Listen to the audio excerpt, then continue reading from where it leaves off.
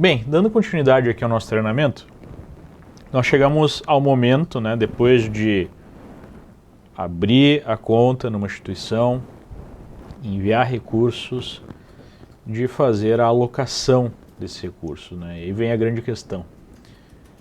Como fazer essa alocação? Qual é a forma correta de fazer essa alocação?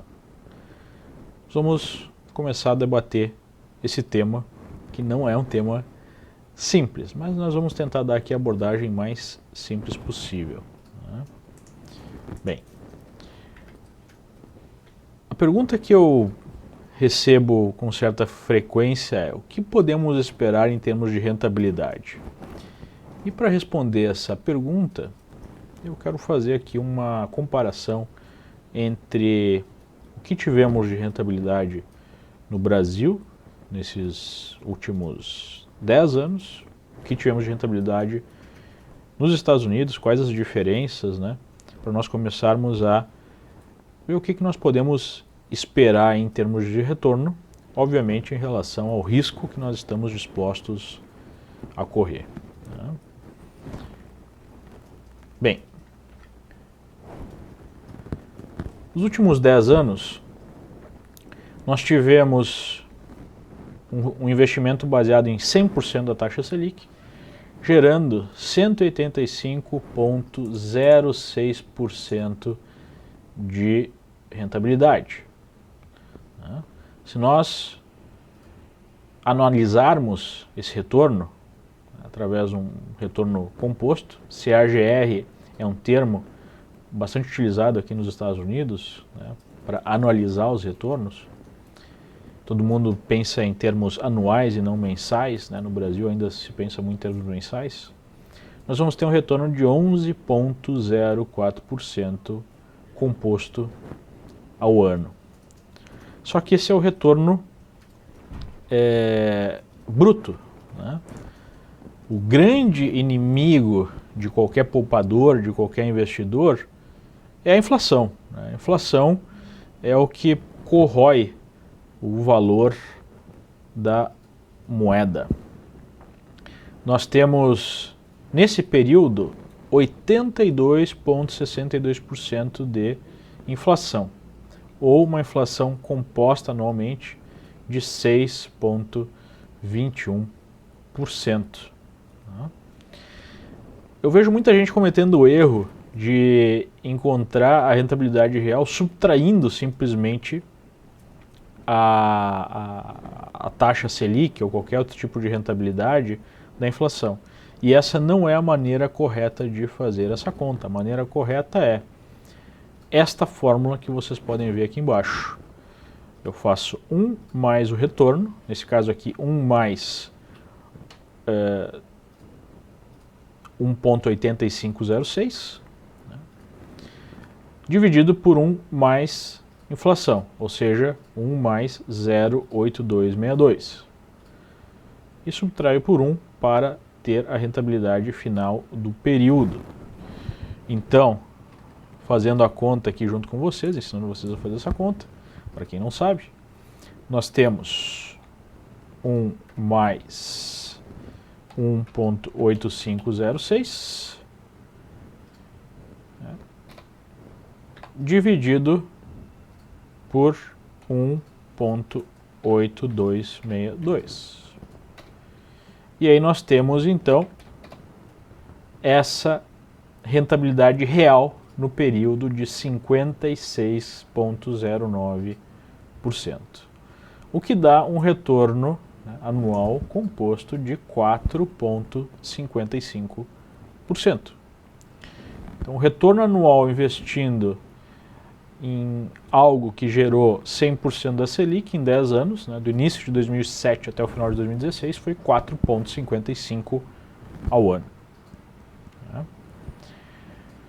Nesse mesmo período, o dólar teve uma variação de 53,68%, lembrando que nós tivemos nesse período uma inflação em dólar de 19%, ou seja, comparando as duas inflações, o dólar ainda está um pouquinho mais barato do que ele deveria, em termos de, simplesmente de comparação moeda com moeda. Então, o dólar em si, a moeda dólar, não é um investimento. A moeda dólar é simplesmente uma moeda. né? É importante ter essa mentalidade, né? Simplesmente alocar recursos em dólar e não fazer nenhum tipo de investimento. Em alguns momentos pode ser uma grande proteção, sim, mas no longo prazo nós vamos ter a perda de valor, porque há também uma inflação em dólar, apesar dela ser bem menor do que a inflação em real, né? Aqui uma clara comparação, 82% contra 19%. E o benchmark mais utilizado para renda variável é o Ibovespa, que teve no período 5,58% de queda. Ou seja, mesmo com uma inflação de 82,62%, a rentabilidade nominal do Ibovespa em 10 anos foi de 5,58% negativa, né? Se eu considerar essa inflação de 82%, né, fazer a conta aqui do retorno total ajustado, nós vamos ter uma rentabilidade, né, negativa de quase 60%. Ou nós vamos perder ao longo desse período 6,38% ao ano, o que é um resultado muito, muito ruim, né? E esse tipo de resultado nos faz questionar simplesmente a estratégia de buy and hold, porque o longo prazo pode ser realmente longo para o retorno ser positivo e ser um retorno acima da renda fixa, especialmente no Brasil, onde a renda fixa paga muito bem, né? Novamente, nós vemos a importância da diversificação e de alguns outros cuidados que nós vamos apresentar aqui ao longo dessa parte do curso. Mas mais ou menos essas foram as rentabilidades esperadas para cada classe de ativo no Brasil, né? Bem, como é que podemos comparar isso ao mercado americano? Vamos ver as rentabilidades em dólar. Daqui a pouco a gente apresenta em reais, mas em dólar. O mais parecido que nós temos com uma taxa Selic seria a rentabilidade dos títulos de 10 anos, mais conhecidos, títulos de 10 anos do governo americano, mais conhecidos como Treasuries. Nesse caso, nós temos aí os Treasuries nesses últimos 10 anos gerando 33,42% de retorno, o que daria bruto 2,95% ao ano. E real, já descontando a inflação, de 1,15% ao ano. Lembrando que a inflação foi de 19% ou 1,75% ao ano. Já o S&P, nesse mesmo período, ofereceu uma rentabilidade de 55,75% ao ano, uma rentabilidade bruta de 4,53% e uma rentabilidade real de 2,73% ao ano. Então, nesse caso, nós tivemos uma rentabilidade muito melhor que a rentabilidade no Ibovespa, por exemplo. E isso já considerando, e só considerando, a variação em dólares. Se nós considerarmos a variação em reais, aí a gente tem que levar em consideração que o dólar variou 53,68% no período, né, positivamente. Nós vamos ter uns resultados um pouquinho melhores, né? Os Treasuries de 10 anos o resultado não muda muito, mas no caso do S&P nós temos uma rentabilidade em reais, né, real em reais, de 2,74% ao ano. Comparando com o Ibovespa, foi menos 6,2% ao ano, que é uma diferença brutal. Então, basicamente, esses são números para a gente ter uma ideia inicial do que esperar. Por exemplo, se eu quero ser o mais conservador possível, nós tivemos nos últimos 10 anos uma rentabilidade nos Treasuries de 10 anos de 1,16% real em reais. Aí alguém pode perguntar, poxa, Leandro, mas vale muito mais a pena investir tudo em Selic, né? Talvez. Vamos responder isso mais à frente. A rentabilidade é a única variável que importa? Obviamente que não, né? A rentabilidade ela está associada ao risco que eu corro. E uma medida de risco, medida não perfeita, mas que aproxima, né, da ideia de o que seria o risco, é a volatilidade. E nesse caso, novamente, nós temos investimentos em renda fixa no Brasil com uma baixíssima volatilidade, quase zero. É uma curva quase em linha reta, se nós formos olhar aí, aqui mais do que 10 anos, né, 16 anos de Selic, que é esse azul mais escuro aqui.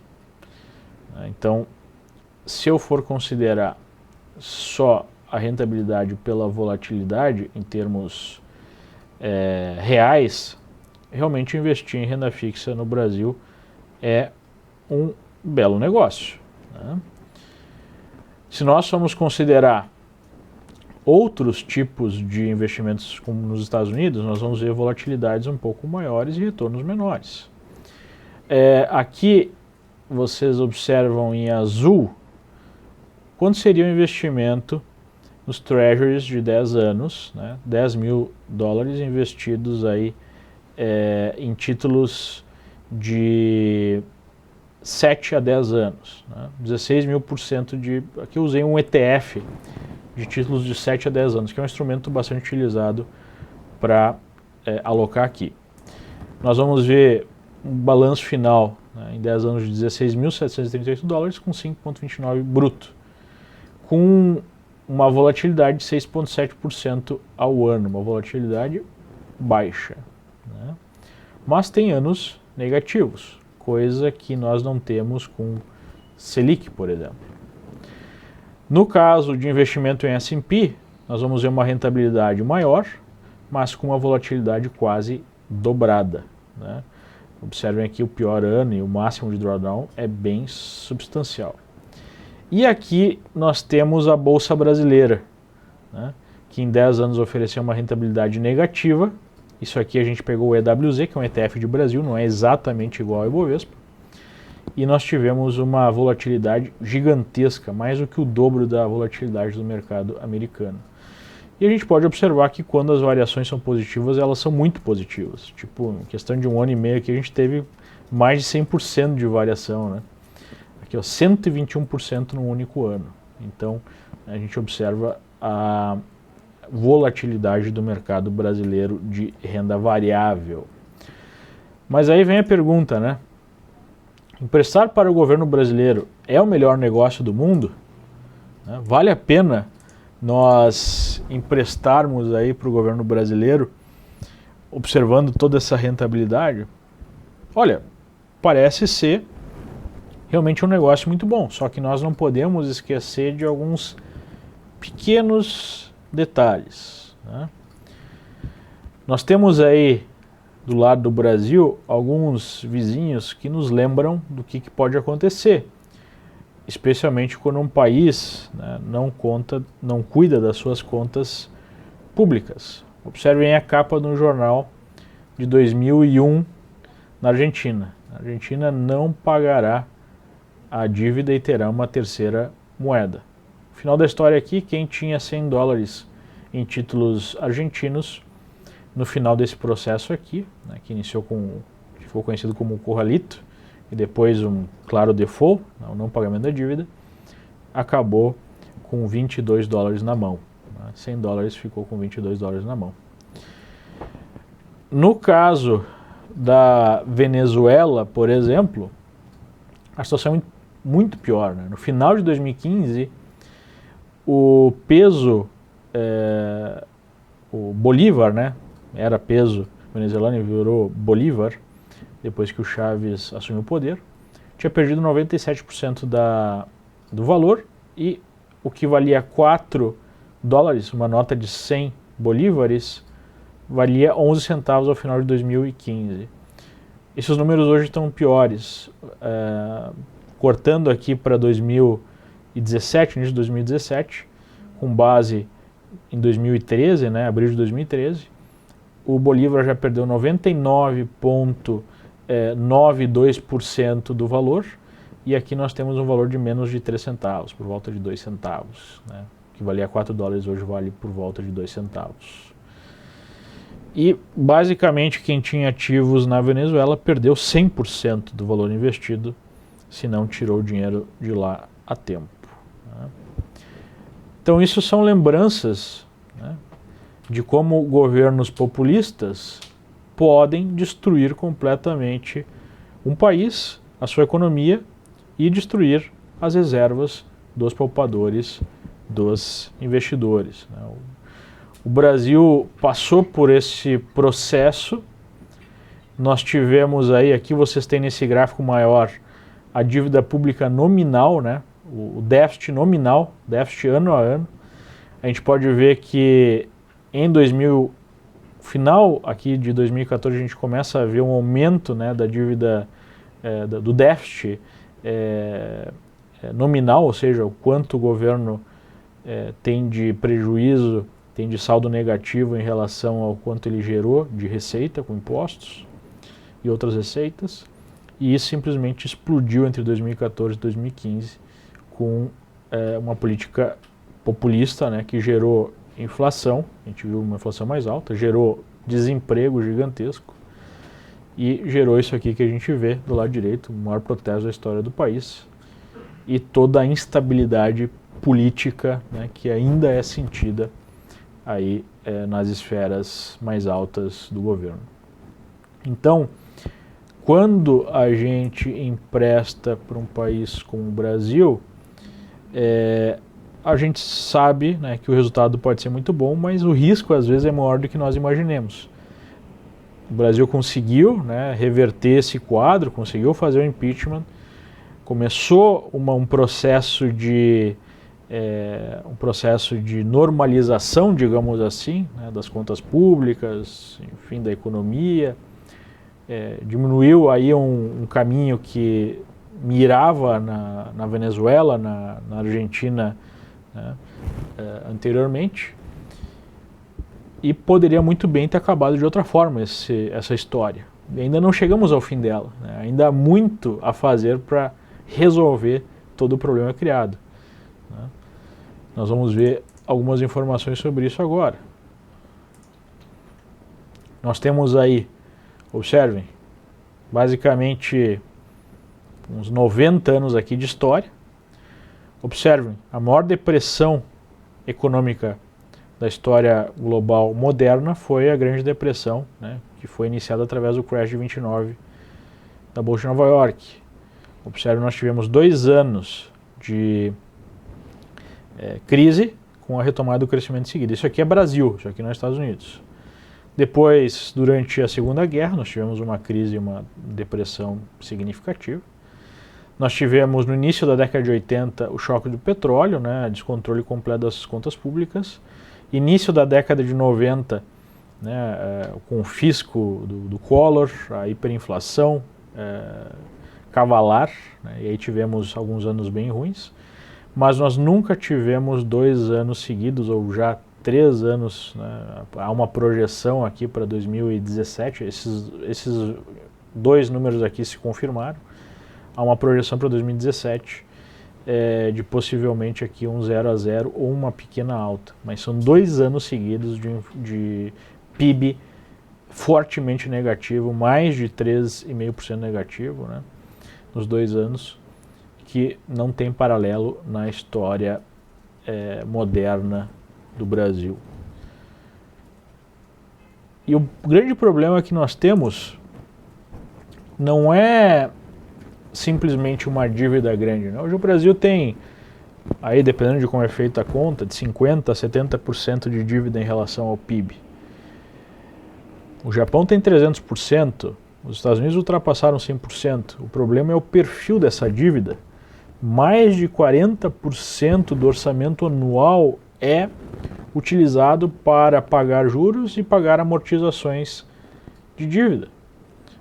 Os juros são muito altos no Brasil, o governo é muito gastador e ao longo de várias décadas nós criamos uma situação de déficits sistemáticos que geraram essa bola de neve. Então, para ter uma comparação, o Japão, que tem uma dívida de 300% do PIB, gasta 15% ao ano para pagar juros e amortização e não 42% como o Brasil. Os Estados Unidos paga 9% ao ano. Então é um peso muito menor nas suas economias, na conta do governo, do que no Brasil. Isso deixa a situação fiscal brasileira muito mais arriscada do que a maioria das pessoas imaginam, né? E a gente tem, aí a gente vê em segundo lugar, e agora que está se discutindo no país, a déficit, né, enfim, os gastos com a Previdência Social, gerando um déficit gêmeo de Previdência privada e Previdência estatal, de mais de 300 bilhões de dólares esperados para 2017 e crescente, né? Então está se discutindo aqui a reforma previdenciária, porque é a grande, né, a segunda grande rúbrica dos gastos públicos. Então o nosso tomador aí de toda a poupança nacional, que é o governo, não vai muito bem, né? E se nós olharmos em outros indicadores, o país tem deficiências seríssimas, né? Nós somos últimos lugares em educação, nós somos últimos lugares em inovação, nós somos últimos lugares em competitividade, né?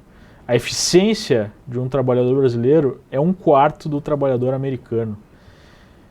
Tudo isso gera uma situação muito complicada, né? Claro que onde há esses riscos há oportunidade, o Brasil tem muito a crescer se as coisas forem arrumadas, mas a gente sempre fica naquela expectativa de país de futuro. Como nós vimos, existe sempre o risco de algum governo populista tomar conta e trabalhar pela destruição do país. Acabamos de ver esse exemplo, né, com o governo Lula, Dilma. E, enfim, é muito arriscado, na minha opinião, pensar em concentrar todos os seus investimentos num país como esse.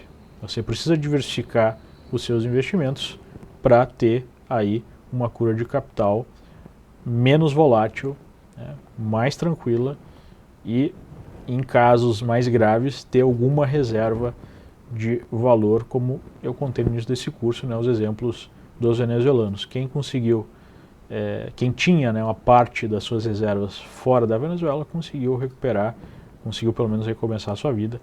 Quem não tinha, não tem mais alternativa, né, foi perdido. Enfim, o Brasil oferece uma taxa interessante de retorno pelo risco, mas, na minha opinião, é muito importante diversificar em outros países, em outros mercados, em outras moedas, enfim, em outras classes de ativos. Ok? Bom, feito o caso aqui do que esperar em termos de rentabilidade, do que é isso para uma alocação passiva, né, em termos de renda fixa, renda variável, menos arriscado, mais arriscado, vamos mudar um pouquinho a conversa, né? Aqui abrindo o leque para uma organização geral da sua vida de investimentos, do seu planejamento de investimentos. Você já fez a pergunta de quanto você precisa poupar para chegar à independência financeira? Tem duas formas de fazer essa conta. Ou você faz uma conta, né, de acumulação de uma reserva financeira e a partir de um determinado momento você passa a depender da remuneração dessa reserva e vai fazendo saques dessa reserva para ela diminuir até supostamente o final da sua vida, né? É a conta normal aí de previdência. E há uma outra possibilidade, que é a conta para a liberdade financeira a qualquer idade, né, a qualquer momento da sua vida, e que não depende da diminuição desse capital, depende só da renda gerada pelo que você acumulou, que é muito mais, é uma conta muito mais conservadora, uma conta muito mais agressiva, mas é a que eu aplico no meu caso, né, na minha situação pessoal. Como atingir a verdadeira liberdade financeira, que é a não dependência de uma remuneração, de um trabalho, de alguma coisa que você faça, e sim a dependência apenas da renda que você tem com o seu patrimônio, com os seus investimentos, né? Isso não quer dizer que você precisa efetivamente parar de trabalhar, né? Não é esse o caso. O caso de atingir a liberdade financeira é você ter a liberdade de fazer o que você quiser no momento que você quiser. Você está trabalhando em algo, pode trabalhar em alguma outra coisa, pode não trabalhar, enfim, é uma decisão pessoal. Você não depende da geração de renda de uma atividade profissional, né? Eu, por exemplo, né, parto do ponto de partida da maneira mais conservadora possível, pensando numa renda 100% passiva, como alvo, algo como 4% de rentabilidade anual real, 4% acima da inflação.